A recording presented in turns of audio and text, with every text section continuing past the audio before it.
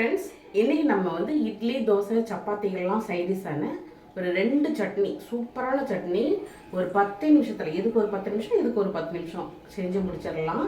இது வந்து சூப்பரான சின்ன வெங்காயத்தில் பண்ணக்கூடிய ஒரு சட்னி. இது வந்து பாம்பே சட்னி, கடலை மாவு சட்னி. ரொம்ப ஈஸியாக குயிக்காக பண்ணிடலாம். இது எப்படி பண்ணலான்றதை பார்க்கலாம், வீடியோக்குள்ளே போய் பார்க்கலாம் வாங்க. இது வந்து முழுக்க முழுக்க சின்ன வெங்காயத்திலே பண்ணக்கூடிய சட்னி. ரொம்ப டேஸ்ட்டாக இருக்கும்.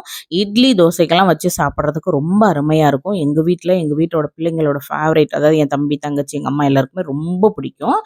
இது உரிக்கிறதுக்கு எல்லாருமே சேர்ந்து உட்காந்து உரிச்சிட்டு அந்த மாதிரி பண்ணுவோம். ஏன்னா சின்ன வெங்காயம் உரிக்கிறதுக்கு கொஞ்சம் டைம் ஆகுன்றதுனால இதுக்கு வந்து நல்லெண்ணெய் சேர்த்து 1 ஸ்பூன் அளவுக்கு உளுந்தம்பருப்பு சேர்த்துருக்கேன். ஒரு 150 கிராம் அளவுக்கு சின்ன வெங்காயம் உரித்து வச்சுருக்கேன்.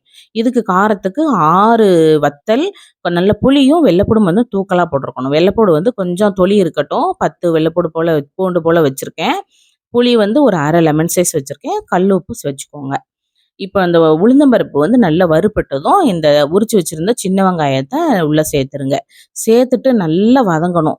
இது வந்து ஃபஸ்ட்டு வந்து பாதி வதங்கினதுக்கு அப்புறமா நம்ம எடுத்து வச்சுருந்த வத்தல், புளி, பூண்டு, உப்பு அது எல்லாமே உள்ளே சேர்த்துருங்க.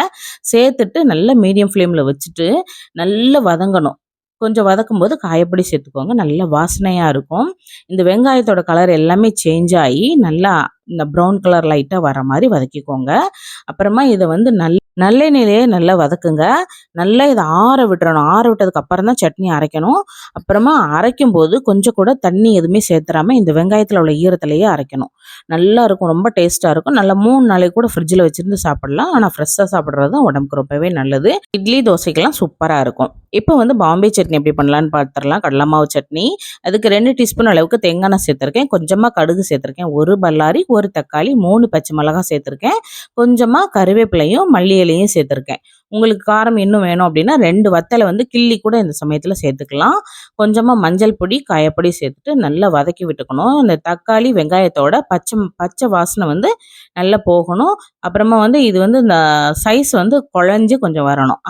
அந்த அளவுக்கு நல்லா வதக்கிக்கோங்க. தேவையான உப்பும் இப்போ சேர்த்துக்கோங்க.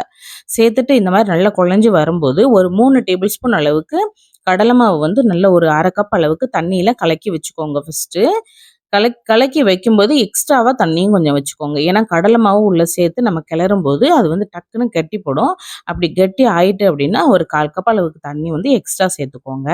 நான் இப்போ 1/2 கப் அளவுக்கு தண்ணியை 3 ஸ்பூன் அளவுக்கு கடலை மாவை கலந்து வச்சுருந்தேன். அதை உள்ளே சேர்த்துருக்கேன். கடலை மாவு சேர்த்ததுமே மீடியம் ஃப்ளேமுக்கு மாற்றிக்கோங்க. டக்குன்னு அடி பிடிக்கும், கட்டி பிடிக்கும். நல்லா கலந்து விட்டதுக்கு அப்புறமா ஒரு 5 நிமிஷம் மட்டும் வேகட்டும். சூப்பரான கடலை மாவு சட்னி ரெடி ஆகிட்டு ரொம்ப குயிக்காக பண்ணிடலாம். இன்க்ரீடியன்ட்ஸ் வந்து நிறைய தேவைப்படாது இதுக்கு. இதுவுமே நல்ல இட்லி, தோசைக்கு சூப்பரான ஒரு காம்பினேஷனாக இருக்கும். இப்போ நம்ம பார்த்த 2 சட்னியுமே ரொம்ப ஈஸியாக பண்ணக்கூடியது. அந்த வெங்காய சட்னி டேஸ்ட் வந்து ரொம்ப சூப்பராக இருக்கும். கண்டிப்பாக நீங்கள் ட்ரை பண்ணலை அப்படின்னா ஒரு வாட்டி ட்ரை பண்ணி பாருங்கள். அந்த சட்னி வந்து அடிக்கடி பண்ணுவீங்க. இந்த வீடியோ உங்களுக்கு பிடிச்சிருக்கும் அப்படின்னு நினைக்கிறேன். இந்த வீடியோ வந்து ஆக்சுவலாக டிசம்பர் 23 என்னோட ஹஸ்பண்ட் பர்த்டே அன்னைக்கு எடுத்தது. இதோட ஒரு சின்ன கிளிப்பிங் வந்து காணாமல் போயிட்டு, அதாவது டெலீட் பண்ணி விட்டுட்டேன். அந்த ஒரு சின்ன கிளிப்பிங் எடுத்து இதோட இன்க்ளூட் பண்ணியிருக்கேன். அதனால தான் இவ்வளோ நாளாயிட்டு இந்த வீடியோ விடுறதுக்கு. இந்த 2 சட்னியுமே உங்களுக்கு பிடிச்சிருக்குன்னு நினைக்கிறேன். வீடியோ பிடிச்சிருந்தா லைக் பண்ணிட்டு சேனலை சப்ஸ்கிரைப் பண்ணிக்கோங்க. ஷேர் பண்ண மறந்துடாதீங்க. நாளைக்கு சூப்பரான இன்னொரு வீடியோவில் சந்திக்கலாம். பாய்.